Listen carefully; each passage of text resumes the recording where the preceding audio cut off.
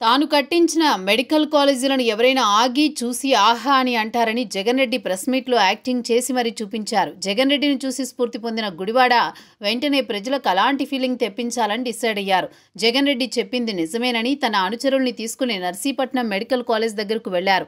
అక్కడ ఫోటోలు దిగి వీడియోలు తీసుకున్నారు. సెల్ఫీలు దిగి సోషల్ మీడియాలో పోస్ట్ చేసుకున్నారు. నర్సీపట్నం మెడికల్ కాలేజీ వైభవాన్ని గుడివాడ అమర్నాథ్ చూపించారు.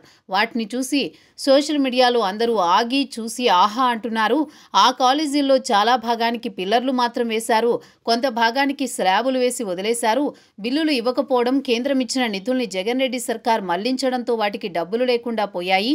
ఆ కాలేజీ భవనాల ముందు ఏమాత్రం సిగ్గుపడకుండా గుడివాడ అమర్నాథ్ ఫోటోలు దిగారు. ఆయన తీరును చూసి వైసీపీ నేతలు కూడా ఆశ్చర్యపోయారు. అక్కడ ఏముందని ఆయన ఫీల్డ్ విజిట్కు వెళ్లి ఆ టీడీపీ నేతలు చేస్తున్న ప్రచారానికి బలం కల్పించారని ప్రశ్నిస్తున్నారు. ఒక పక్క పులివెందుల మెడికల్ కాలేజీ తప్ప మిగిలిన 16 కాలేజీలు నిర్మాణాలు పూర్తి కాలేదు. 15 కాలేజీలకు పునాదులు వేసి వదిలిపెట్టారు. ఇలాంటి ఘోరమైన స్థితిలో కాలేజీలుంటే తాను 17 కాలేజీలు కట్టారని జగన్ రెడ్డి ఏమాత్రం సిగ్గుపడకుండా చెప్పుకుంటున్నారు. గుడివాడ లాంటి వాళ్ళు అదంతా ఫేక్ అని ఫ్యాక్ట్ చెక్ చేసి చూపిస్తున్నారు.